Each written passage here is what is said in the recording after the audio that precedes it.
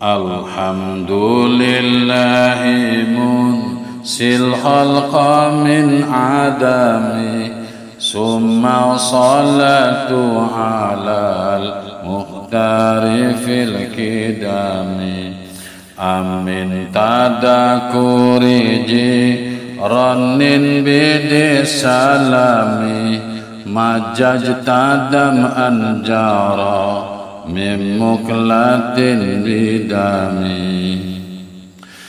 Bismillahirrahmanirrahim. Alhamdulillah utawi jenis puji kang papat lillahi ikutang tu hak Allah Ta'ala munsiil khalqa kang wis nyiptakaken al khalqa ing makhluk min adami saking ora ana summa sholatu kari-kari utawi sholawat takdim Allah Ta'ala alal muhtari iku muga tetep ing atase rasul kang den pilih fil kidami ing dalem paling dimin.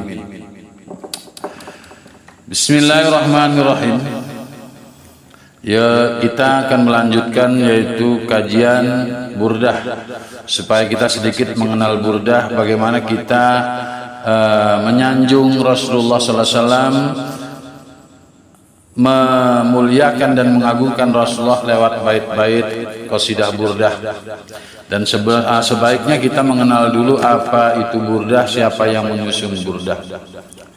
Perlu kita ketahui bahwasannya bait-bait burdah ini semuanya ada 160. Adapun yang lebihnya lebih dari 60, lebih dari 160, yaitu ada Maulaya Sholli. Karena memang Maulaya Sholli itu tidak termasuk ke dalam burdah yang disusun oleh Imam Busairi. Maulaya Sholli itu adalah suatu bait yang diajarkan oleh Rasulullah kepada Imam Busairi di saat beliau bermimpi ketemu oleh Rasulullah. Ceritanya nantilah ke depan. Tapi kalau di Dalail itu, di dalam kitab Dalail ada tambahan lafaz alhamdulillahi munsil khalqa min adami summa sholatu alal muhtari fil kidami. Itu bukan bait Imam Busairi tapi baitnya Imam Jajuli, yaitu pengarang kitab Dalail. Dan perlu kita ketahui adapun yang menyusun qasidah burdah ialah Imam Syarifuddin Muhammad Al-Busiri.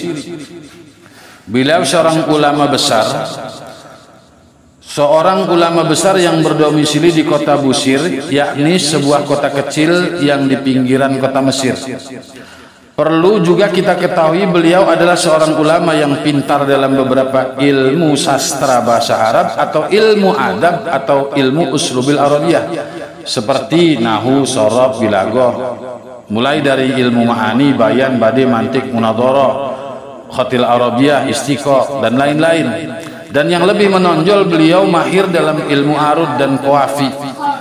Beliau juga dikenal seorang ahli dalam bidang siasah sultaniyah.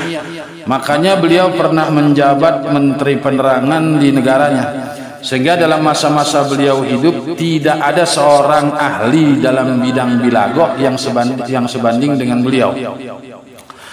Bahkan dari beberapa sumber yang terpercaya menceritakan, karena saking piawainya beliau ini dalam menyusun qasidah-qasidah atau syair-syair, beliau mampu melumpuhkan atau mengalahkan musuh-musuhnya hanya dengan bermodal bait-bait syair saja tanpa menggunakan tenaga apalagi senjata.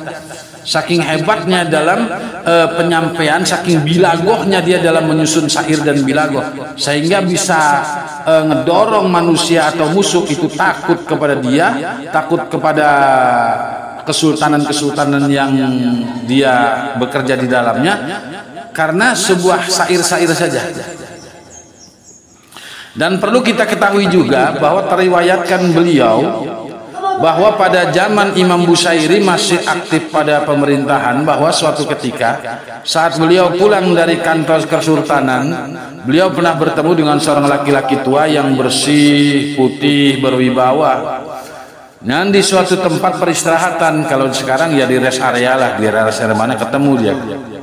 Laki-laki tua itu bertanya kepada beliau, atau seorang kakek ini bertanya kepada beliau, wahai ya habibi ya sayyidi, wahai kekasihku dan wahai junjunganku, apakah semalam engkau bermimpi bertemu Rasulullah? Imam Busairi sambil terheran-heran dia menjawab, saya belum pernah bertemu dengan Rasulullah, apalagi tadi malam saya belum pernah bertemu oleh Rasulullah SAW. Tapi anehnya setelah beliau bertemu dengan laki-laki tua atau kakek-kakek yang sangat bersih, rapi dan nampak berwibawa ini, dan mendapatkan pertanyaan yang aneh dari kakek ini, maka Imam Busairi tiba-tiba setelah itu hatinya dipenuhi dengan rasa cinta dan rindu kepada Rasulullah sallallahu alaihi wasallam.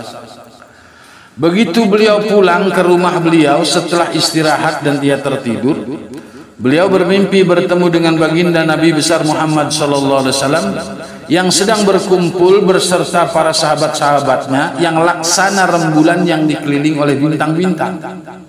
Dan begitu beliau terjaga, maka hati beliau semakin cinta dan rindu kepada baginda Nabi Muhammad sallallahu alaihi wasallam, dan hati beliau jadi riang gembira dan berbunga-bunga. Sehingga teriwayatkan semenjak beliau bermimpi bertemu dengan Nabi tercinta, hatinya tidak pernah kosong dari cinta dan rindu kepada yang dia cintai, yaitu Nabi besar Muhammad sallallahu alaihi wasallam. Sehingga karena cinta dan rindunya beliau kepada Nabi, beliau selalu mendendangkan bait-bait qasidah yang isinya bentuknya kecintaan kepada Nabi Muhammad sallallahu alaihi wasallam. Sampai-sampai beliau kerap kali, sering kali menangis karena cinta beliau kepada Nabi semakin tak terbendung cintanya dan tidak terobati cinta beliau kepada Rasulullah SAW, seperti ibarat seorang laki-laki atau pemuda yang kepincut atau terpelet oleh seorang wanita.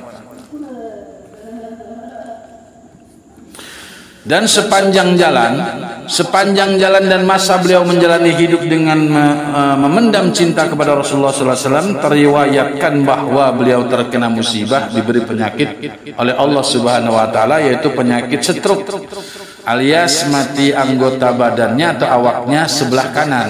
Jadi dia mati yang sebelah kanan, yang mengakibatkan beliau harus pensiun dini dari pekerjaannya. Dan setelah beliau pensiun dalam menjalani terapi-terapi dan juga pengobatan-pengobatan, beliau berkeinginan membuat suatu qasidah yang isinya memuji kepada Nabi Muhammad tercinta sallallahu alaihi wasallam. Dan ingin beliau jadikan qasidahnya ini sebuah tawasul supaya diberikan kesembuhan dan kesehatan dari penyakit yang dideritanya, yang dialaminya. Jadi supaya Allah memberikan kesembuhan dengan wasilah qasidah ini. Sebab pada masa itu para tabib dan para dokter sudah saseleh, sudah tidak mampu untuk mengobati penyakit beliau, sehingga dia berinisiatif membuat suatu qasidah yang bisa dijadikan tawasul, dijadikan cukang lantaran buat mendapatkan kesembuhan bagi dirinya. Dan akhirnya teriwayatkan pada suatu malam Jumat, beliau tertidur dan bermimpi bertemu baginda Nabi besar Muhammad sallallahu alaihi wasallam, dan beliau melantunkan bait-bait qasidah yang telah disusun oleh beliau di hadapan Rasulullah sallallahu alaihi wasallam beserta para sahabat.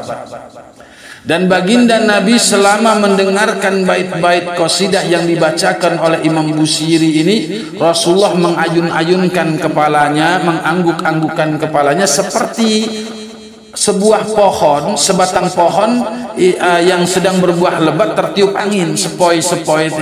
Jadi angluk-anglukan, ungklek-ungklekan. Dan para sahabat-sahabat Rasulullah yang mengelilingi Rasulullah itu merasa terpukau dan tersanjung dengan pujian-pemujian yang dilantunkan oleh Imam Busairi dalam bait-bait qasidahnya itu.